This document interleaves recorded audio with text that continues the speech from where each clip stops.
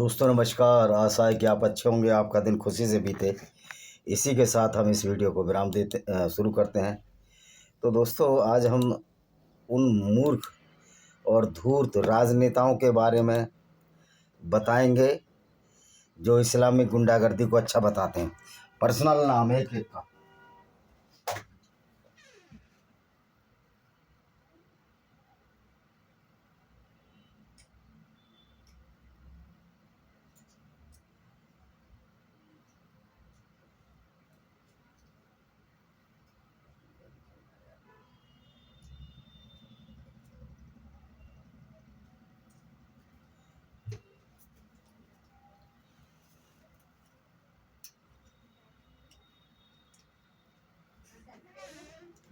ये चाय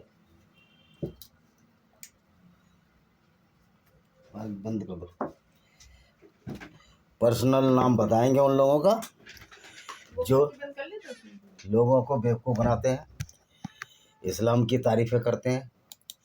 अगर कोई मुसलमान अच्छे कार्य कर रहा है तो एक अच्छा इंसान तो है वो, लेकिन अच्छा मुसलमान नहीं है। ये अंतर आपको समझ में आना चाहिए। ये जो अंतर है ना मूर्ख हिंदुओं की समझ में आ रहा है, ना मूर्ख ईसाइयों की समझ में ना आ रहा है, और सब तारीफ़ करने में लगे हुए हैं। हल्लुल्लाह हल्लुल्लाह वाले हों या जय श्री राम वाले हों, नहीं वो तो मुसलमान बड़ा अच्छा है। मेरा तो दोस्त था मकबूल अहमद, सुपरिटेंडेंट इंजीनियर रिटायर हुआ अभी। क्या सुपरिटेंडेंट इंजीनियर हुआ, क्या एग्जीक्यूटिव इंजीनियर रिटायर हुआ है सेंट्रल वेयर हाउसिंग कॉर्पोरेशन से। जब मैंने इस्लाम की सब्सक्राइब बखान करी, उसने व्हाट्सएप पे मेरे को ब्लॉक कर दिया। मुझे ऐसे इस्लामिक गुंडों की ज़रूरत भी नहीं है, ना मैं इस्लामिक कोई मुसलमान दोस्त बनाने का आतुर हूँ। उसी तरह से एक अमीर मीर है जो कन्वर्टेड है गडरिया या गुजर से, जो कश्मीर में रहता है, उसने भी मेरे से बात करनी बंद कर दी। अरे मैं आपको ये संदेश ही नहीं दे रहे। मैं मुसलमानों के लिए मेरा संदेश ही नहीं है। मेरा संदेश तो गैर मुस्लिमों के लिए है, ईसाई यहूदी ईसाइयों के लिए, यहूदियों के लिए, हिंदुओं के लिए मेरा है, और जो गैर मुस्लिम है उनके लिए है। क्योंकि तुम लोग तो मुसलमान हो, सच्चे मुसलमान हो। 5 बार की नमाज पढ़ते हो, असर फजर जुहूर ईसा और मगरिब, मुझे सब आता है। 6 या 7 कलमे आपके, 5 कलमे तो हैं ही परमानेंट।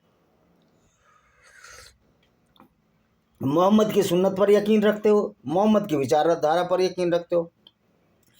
तो तुम्हारे मोहम्मद की शान में गुस्ताखी कैसे हो सकती है यार? अगर तुम्हारा मोहम्मद इतना अच्छा था तो फिर गुस्ताखी कैसे हो जाएगी? किसी अच्छे आदमी की अगर बुराई करो तब तो लोग काम करेगा। अगर तुम्हारा मोहम्मद ही तुम्हारी किताबों के अनुसार काफिले लूटता था, औरतों को बाजारों में बेच देता था, ये काहे की गुस्ताखी है? गुस्ताख तो सबसे बड़ा मोहम्मद था, जो कि औरतों की इज्जत नहीं करता था, औरतों को बाजारों में बेच देता था। तो गुस्ताखी वो करे और लोगों को गुस्ताखी ये बताए। मतलब इस कौम का कितना ब्रेन वॉश हो चुका है, कितना मुस्लिमों का बेड़ा गर्क हो चुका है इस इस्लाम के चक्कर में। और सारा कुछ माल पानी चोरी का, यहूदियों की डिट्रोनोमी से, जिसमें युद्ध के नियम हैं, उसमें से चोरी कर लिया सारा। लेकिन डिट्रोनोमी में भी अगर औरत को कहा है उसके साथ शादी करो तो गलत मत करो, लेकिन यहाँ तो मोहम्मद लड़कियां बेचता था। तो जो लोग ये कहते हैं, जो हिंदू मुस्लिम भाईचारे की बात करते हैं, उनको मैं कहना चाहता हूँ, उन नेताओं को, खासतौर पर चंद्रशेखर राव, अखिलेश यादव हो, और दूसरे नेता मुलायम सिंह यादव हो, जो मर गया हो, चंद्रशेखर हो या मायावती हो, इस्लाम की नज़र में तुम टट्टी हो, टट्टी से भी गायबीते हो। अगर तुम इस्लामिक भाईचारे की बात करते हो तो तुम जैसा मूर्ख और गोबर गणेश कोई नहीं। और जो इन लोगों की सपोर्ट करते हैं वो भी मूर्ख और गोबर गणेश है। अब किसी के मुंह से सुन लो 85 और 15, 85-15 का फॉर्मूला क्या है? आपने सारी उन जातियों को, जो वैश्य नहीं है आज के युग में, राजपूत नहीं है या ब्राह्मण नहीं है, जातियों में बदलकर 85-15 का फॉर्मूला कहाँ से ले आए? अरे मनुस्मृति में तो साफ लिखा है कि जो पशुपालन और खेती करने वाली जातियाँ वो वर्ण वैश्य में आती हैं। तो इस हिसाब से सारा ओबीसी वर्ण वैश्य में है। तो तुम्हारा तो बचा ही कुछ नहीं। तुम्हारे पास तो 15% भी लोग नहीं बचे, क्योंकि जो जो जातियां कलाकार जातियां हैं जिनको आप शेड्यूल कास्ट में लेते हो, वो जातियां अभी वैश्य में आती हैं मनुस्मृति के हिसाब से। हालांकि मैं मनुस्मृति की कुछ बातों से इत्तेफाक नहीं रखता, परहेज रखता हूँ। जैसे ब्राह्मण ब्रह्मा के मुख से, ये तो माइथोलॉजिकल है, झूठ है, ये पौराणिक कथा है। इनको तो कोई समझदार ब्राह्मण भी नहीं मानेगा, कोई भी समझदार व्यक्ति इन चीज़ों को नहीं मानेगा, भले ही मनुस्मृति उनके फेवर हो। अब ब्राह्मण कोई ऐसी छोटी मोटी चीज़ है जो ब्रह्मा के मुख से बिलार से पैदा हो जाए? ये तो ब्राह्मणों की बेइज्जती करती है मनुस्मृति। खैर, आज हमारा चर्चा का विषय है कि जो हिंदू मुस्लिम भाईचारे की बात करने वाले मूर्ख लोग हैं और आतंकवाद का समर्थन करने वाले आतंकवादी हैं। क्योंकि यदि वो गैर मुस्लिम नेता है, क्योंकि इस्लाम में भाईचारा नहीं है, इसलिए भारत के बुद्धिहीन नेता भारत के हिंदुओं को मरवाने का षड्यंत्र कर रहे हैं, जिसमें मायावती की तो अब थोड़ी बहुत समझ में आ गई है। भेजा खुल गया उसका, चंद्रशेखर रावण का भेजा भी नहीं खुला, वक्त आने पर उसका भी भेजा खुल जाएगा। और चंद्रशेखर रावण को चेतावनी है कि आप इस तरह ओबीसी जातियों को नहीं भड़का सकते, क्योंकि मनुस्मृति के हिसाब से आप हमको अछूत कैसे कह सकते हो? हम तो मनुस्मृति के हिसाब से वैश्य वर्ण में हैं। जाट, गुजर, अहीर, गडरिये, कुर्मी, लोधी, जितने भी कोयरी, सैनी, माली, जितने किसान जातियां हैं, मराठा कोई राजपूत नहीं होते। वो कुर्मियों में से जो बहादुर अपने को मराठा लिखते हैं। छत्रपति शिवाजी कोई राजपूत नहीं थे, इंदौर का राजा कोई राजपूत नहीं था, वो गडरिया था और वो कुर्मी थे। गायकवाड़ भी कुर्मी, नागपुर का भोसले भी कुर्मी। शिवाजी कुछ भोंसले थे, तो ये राजपूतों को भी बड़ी गलतफहमी है कि सारे अच्छे लोगों को आप लेना चाहते हो। अरे राजपूत सिर्फ नॉर्थ की जाति है और इसका तो कोई नामो निशान भी नहीं था। मनुस्मृति में राजपूत शब्द का वर्णन नहीं आया है, लेकिन किसान और पशुपालक जातियों का वर्णन आया है। तो किसान और पशुपालक जातियाँ वेरी ऑथेंटिक हैं। और राजपूत तो जो बड़के मारते हैं, बहुत बातें हमारी भी होती हैं। वो जरा अपना उन राजपूतों का भी इतिहास पढ़ लें जिन्होंने अपनी लड़कियां और औरतों मुसलमानों को दी। तो दोस्तों, ये जो चंद्रशेखर रावण हुआ, ये मुलायम सिंह हुआ, ये अखिलेश यादव हुआ, ये लोग गैर मुस्लिमों के हत्या के षड्यंत्र में अपरोक्ष रूप से भागीदार हैं।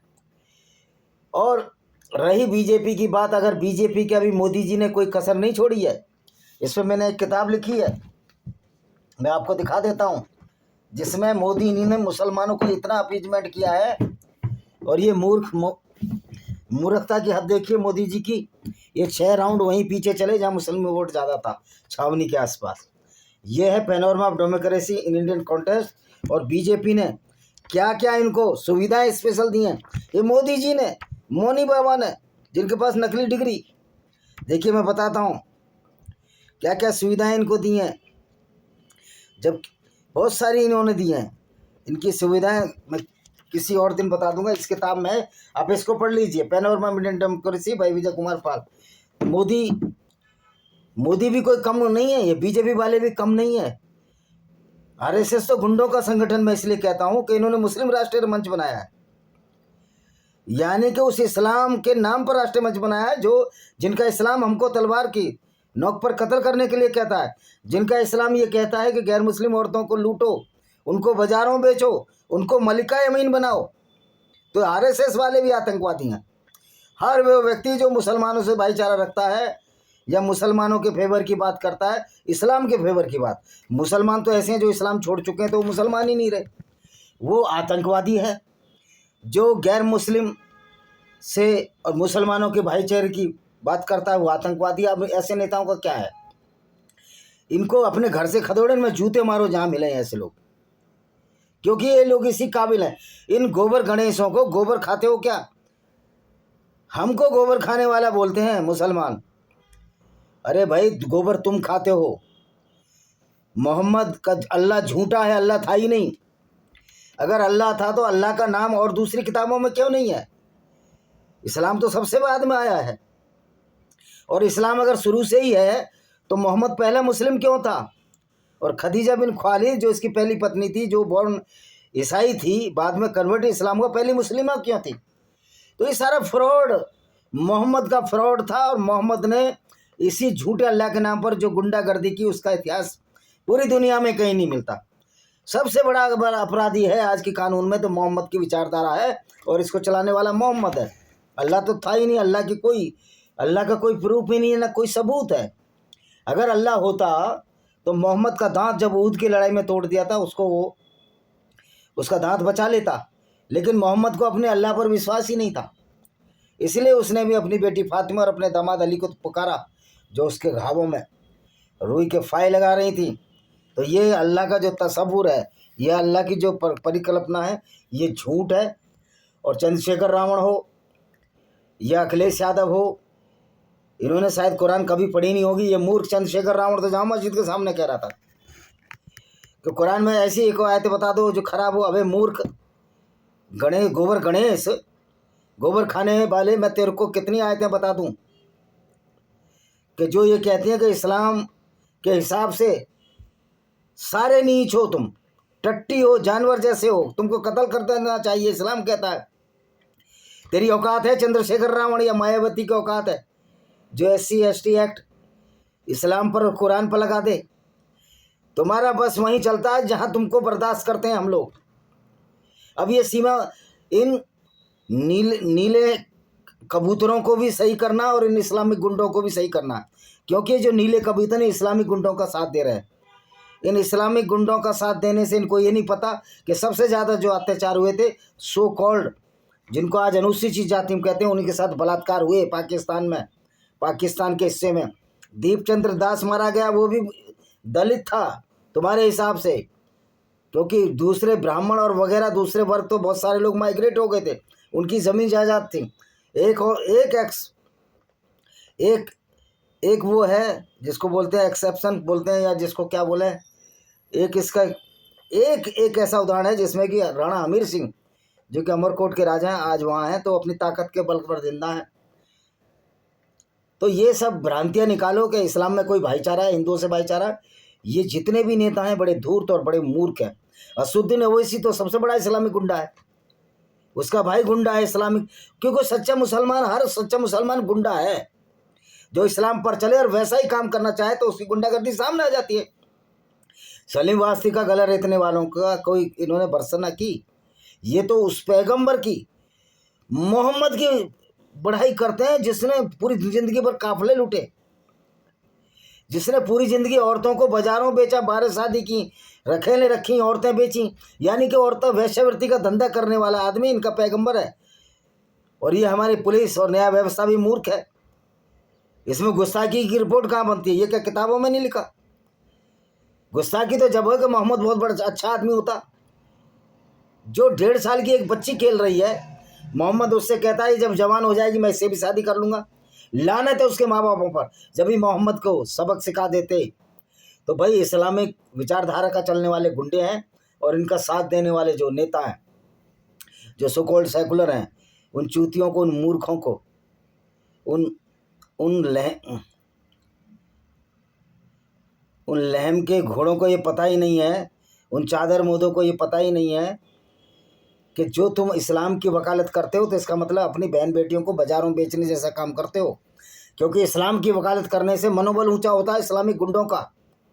हम ये सच्चाई निकालने के लिए तुम्हारे सामने आते हैं, कोई पागल नहीं है जो 15-20 मिनट का हम ये भौंका भाकी करते हैं और उसमें से हिंदू बहुत सारे टिप्पणियाँ कर देते हैं। भाई साहब, कुरान में तो ऐसा नहीं लिखा। तुमने कुरान पढ़ी है? तुम्हारे बाप दादों ने कुरान पढ़ी है? कुरान की ABCD पढ़ी है तुमने? कुरान में कितनी आयत है ये पढ़ा है? कौन सी आयत में क्या लिखा है ये पढ़ा है? मैं मुँह जवानी, कोई मौलाना आके बहस करे, मुँह जवानी बता दूंगा कि 5:33 में गैर मुस्लिमों को कत्ल करने की बात लिखी है। ये सलीम खान जो है, सलमान खान का बाप, ये बहुत बड़ा झूठा और महामक्कार है। ये 5:32 आयत पढ़ता है अल-माइदा की, कह रहा उसमें लिखा है कि भी इंसानियत का कत्ल, पूरी इंसानियत कत्ल है। तो वो आयत तो ईसाइयों की आयत है, मुसलमानों का कोई वास्ता ही नहीं है। मुसलमानों ने जो 33वीं आयत डाली कुरान में, वो ये है कि कत्ल कर दो, हाथ पैर विपरीत दिशा में काट लो। और मोहम्मद ने चोरी किया, सारी की सारी आयतें इस्लाम की, कुरान, यहूदियों की धर्म पुस्तक तोरा से आप तोरा पढ़ लो या बाइबिल का ओल्ड टेस्टामेंट पढ़ लो तो उपलब्ध है। आपको पता लग जाए कि मोहम्मद किस तरह चोरी करके आयतें डालता था। यानी चोर तो मतलब वो साहित्यिक भी चोर था और सर्टिफाइड पेशेवर अपराधियों जैसे कार्य तो मोहम्मद करता ही था। तो भाई आज अजब करोड़ों लोग किन किन पर गुस्ताखी का इल्जाम लगाओ, किन किन पर FIR लिखेगी पुलिस। और ऐसे अंधे ये पुलिस वाले हैं। अरे जो बोला है हमने पहले उसको देख लो, कुरान में है नहीं है, हदीसों में है नहीं है कि मोहम्मद लड़कियां बेचता था बाजारों में। बनु कुरैजा यहूदी लड़कियों को उसने नजद के बाजारों में बेचा था। और रही बात धमकियां देने की सरतन से जुदा वाली, तो भाई इसके लिए अंतर्राष्ट्रीय काफिर सेना हमने बनाई है। आप काफिर सेना का सदस्य बनो, कोई मेंबरशिप की जरूरत नहीं, कोई व्हाट्सएप मैसेज नहीं है, कोई लीनिएज नहीं किसी तरह का। आप अपने आप में काफिर इंटरनेशनल ऑर्गेनाइजेशन के मेंबर हैं। यदि आप मानवतावादी हैं, इस्लामिक गुंडों को ख़त्म करना चाहते हैं, और ये आपको फुल राइट है, जहाँ जहाँ इस्लामिक के आतंकवादी मिले उनको घर से निकाल कर मारो। अगर उन्होंने आतंकवाद किया है, ये तो अच्छा हुआ पुलिस ने नहीं मार दिया इन दोनों को। अभी जो बचे होंगे उनको अंतर्राष्ट्रीय काफिर सेना मारेगी। और ये जो लोग हैं जो कन्हैयालाल के हत्यारे बाहर छुट्टा घूम रहे हैं, अगर 3 महीने में इनको फांसी नहीं दी गई तो अंतर्राष्ट्रीय काफिर सेना इनको कत्ल करेगी, क्योंकि ये हमारा अधिकार है, ये हमारा संवैधानिक अधिकार है। और हम कुरान और मस्जिद और मदरसों को पूरी दुनिया में बंद कराएंगे। इसी के साथ हम इस वीडियो को विराम देते हैं। वंदे मातरम, जय हिंद, आपका दिन शुभ हो।